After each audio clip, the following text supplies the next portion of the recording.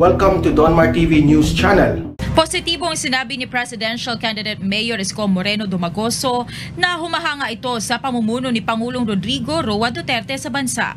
Hindi man perpekto, ngunit napaunlad dito ang ekonomiya ng bansa bago pa man dumating ang pandemya. At ngayong bumabalik na sa normal ang bansa matapos ang matinding health crisis na naranasan ng maraming Pilipino, maganda pa rin ang estado ng Pilipinas kumpara sa ibang bansa. Ang maganda rito, mas malala sitwasyon ng Amerika, mas malala sitwasyon ng China, ng Hong Kong, ng ibang bansa, I mean in terms of pandemic. So I think he's managing it okay, but then again, what matter most, nakakaraos tayo, buhay tayo, life must go on, we must help each other, work in the system. Nasa Albay ngayon si Yorme bilang bahagi ng kanyang campaign rally. Nakakuha si Marcos ng score na 60% habang pumapangalawa si Vice President Leni Robredo na may 15%. 10% naman ng respondents ang pumabor kay Manila Mayor Isko Moreno Dumagoso habang may 8% score si Senator Manny Pacquiao at 2% naman si Senator Panfilo Lacson.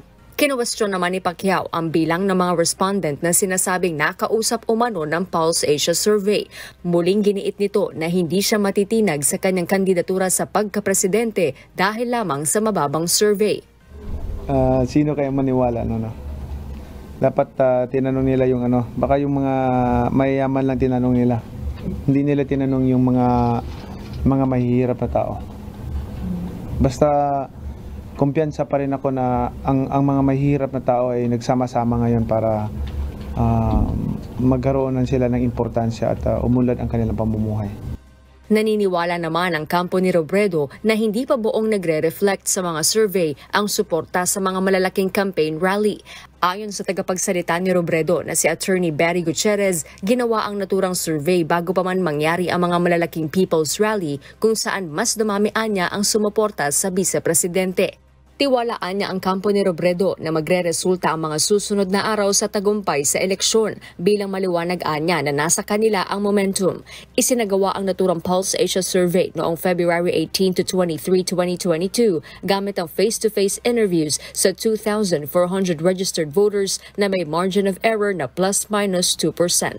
Supporter ni Leni at saka ni Isko, sagot! Hindi mananalo yung kandidato nyo kung hindi kayo mandaya.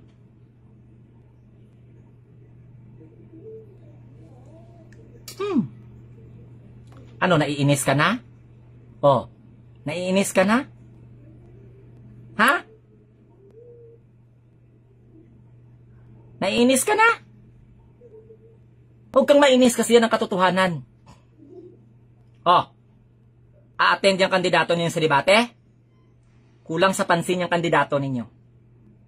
Alam ninyo yung debate, kung ako sa inyo, huwag na kayo mag-attend dyan. Kasi alam mo kung bakit? Yan ang dahilan para pagtatawanan yung kandidato ninyo. Sinusubo ninyo sa kahihiyan yung kandidato ninyo tapos ngayon i-encourage nyo pa si BBM. Kung gusto ninyong ipahiya yung mga kandidato ninyo si BBM, huwag idamay, ha? Ha?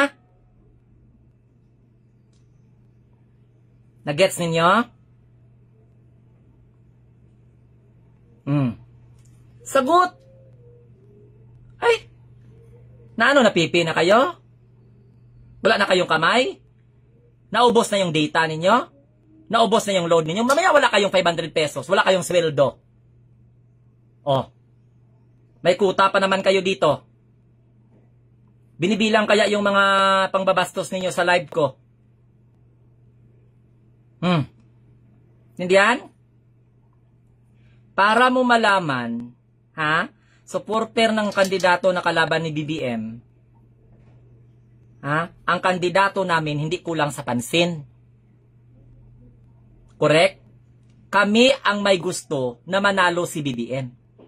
Pero ang kandidato ninyo, kahit na hindi sila manalo, alam nila sa sarili nila, gusto-gusto nilang manalo. Sino ang inuuto sa atin ngayon? Kayo na mga supporter nila. Kayo ang mga uto-uto. Kay man, mga tingkuling man kamo. Bakit kayo tingkuling? Mga liki man kayo. O tingnan ninyo. Lenny, Kiko. First two letter sa pangalan ni Lenny, Le. Ko. Liko. Another one. Le. Ki. Liki. Oh, daw puro man kami BBM, sir. Ay, tulog pa yung iba dyan. Mamaya makita nila. Tindihan nyo? Lenny and Kiko. Liki. Liko.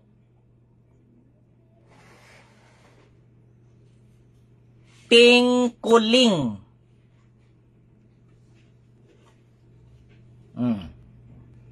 Manghingi muna daw ng pangload sa kandidato nila. Oh. Ang ibig sabihin ng liki, may bitak ang utak. Liki. Kulangit. Buangit.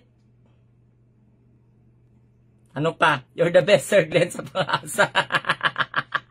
Sa kalaban. Nailutang na naman, sir. Correct. Liki.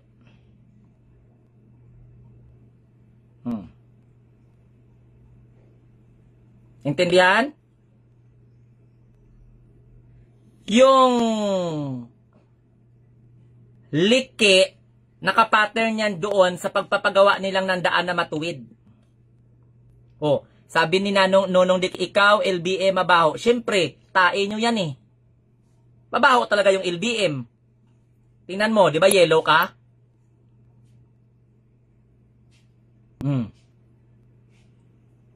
Sa sobra nyong talino, hindi nyo na mabanggit-banggit ang BBM. Kasi bakit? Ayaw nyo mag-trending? Oh, kung matalino kayo, bakit hindi nyo mabanggit-banggit ang LBM? Ang BBM. Bakit LBM? Bakit? May kandidato ba na tumatakbo na LBM? Oh. Pero Lenny at saka Kiko, may kandidatong tumatakbo ng Lenny at saka Kiko. Liniliko yung mga tao. Liniliko nyo kaming mga tao. Oh, ganyan ba? Katalino ang supporter ni Lenny? Hindi niya kayang banggitin ang pangalan ng kanyang kalaban. Bakit? Natatakot kayo magdagdag dyan sa Google Trend? Ag number 1 na kayo sa Google Trend, ang saya-saya nyo na. Kawawa naman kayo.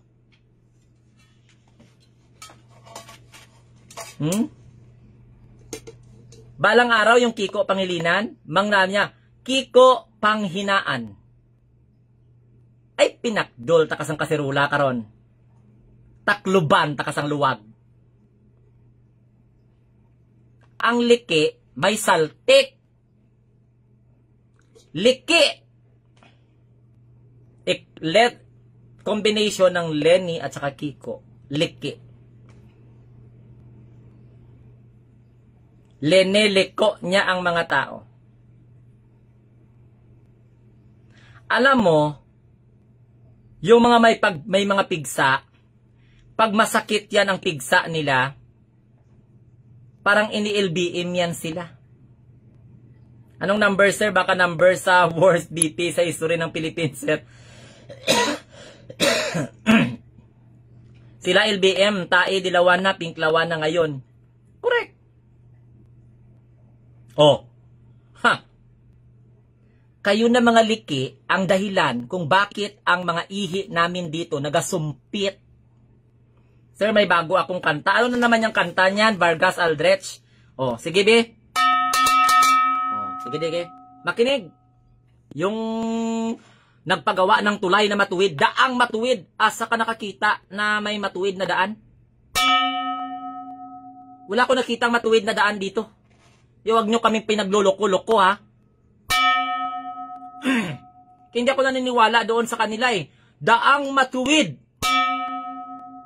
Saan papunta? Sa langit? Kasi ang matuwid nakaganito, oh.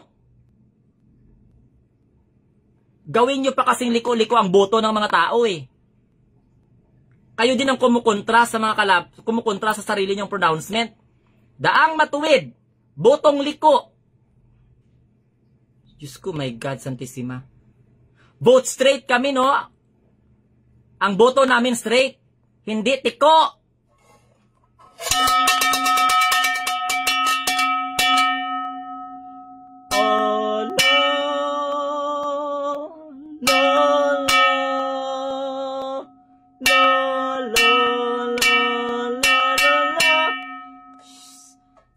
Sara prinsesa, Linlin inggitera, Lene na, nabuang na. Ay, Diyos ko, Lord. Ulitin. Kanta na sa Sara prinsesa, Linlin inggitera, Lene, nabuang na. Pwede gawa ka ng kanta para sa mga supporter ni Lene Robredo, be? Inisin natin ito hanggang sa magbigti na lang sila sa galit. Hala, sige ka. Alam ninyo, may nasaga pa ako na balita na pati sa punerarya nilalagyan ng tarpaulin. Daan, liko. Oh. Gawan mo ng mahabang kanta kay awitin ko ito. Tapos gawin kong tono yung kanta ni Sharon Cuneta. Oh, yung liki, sabi ni Remigio Reyes, yan ang tawag sa may mga sayad. Sir, wag naman po magbigti, magtirik lang po kandila. Oh, magtirik lang sila ng kandila. Diyos ko Lord, binura lang yung painting ninyo, yung mural ninyo. Nagsindi na kayo ng kandila? Pautot ninyo. Yes, gawan mo ng kanta, Bargets Aldrasa, gawan mo ng kanta. Ayan, gawan ko kanta si Negastar. Oh. Grabe ang trip natin, Lodi, pag walang laman, maingay. Correct! Maingay talaga. Oh. Evelyn Hermosillia. Yeah, maraming salamat sa 200 viewers po natin. I hope na nag-enjoy po kayo.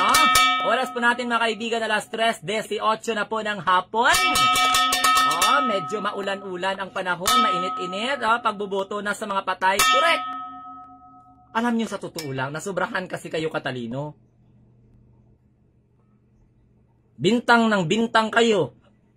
Adik si DBM. Pero kayo naman yung lutang. Sir, i-promote mo yung parody ni Lenlen. Nandoon si Kapitana, mahilig manamual. Oh, si ano yon, Manampal. Oh, doon sa Ben Sentiment. No? Nakakatawa kami, sir. Salute sa iyo, Sir Gren. Maraming salamat, Emma Antegua. Oh. So, huwag kayo magpapapekto yung mga sinasabi nilang duwag si BBM. Huwag kayo magpapekto niyan. Mas lalo nyo silang asarin. Kasi alam nyo sa totoo lang, yung kandidato na mahina sa survey, a-attend yan sila sa debate para magpayabangan. Mag-try ako magawa, sir, pag maaliwalas na yung uto ko. Sir, bumoboto ang mga patay kapag brown out kaya lumalakas si Lenlen, sabi ni Ome Diderham. Ingon ni Lenny Pink ang bugan, ang buboto sa kanya. Yung pala puro sibuyas ang ilang mga picture. No need na debate. Oy, si Sir BM na Sara the best. Correct. Joseph Balili, Sir Now. Wala yan. Sabi ko nga sa inyo, paulit-ulit kong sinasabi sa inyo,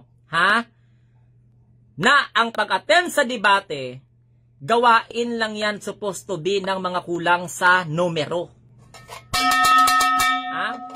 Ngayon, si BBM ang kanilang gusto na mag-attend. Para pag magsagot si BBM, hanapan nila ng butas. Kasi mga palaaway man. Ay, Diyos ko, ako never akong madalas sa mga paninira nila kay BBM. Maraming salamat, Lorente Verano Liwanag. May liwanag talaga.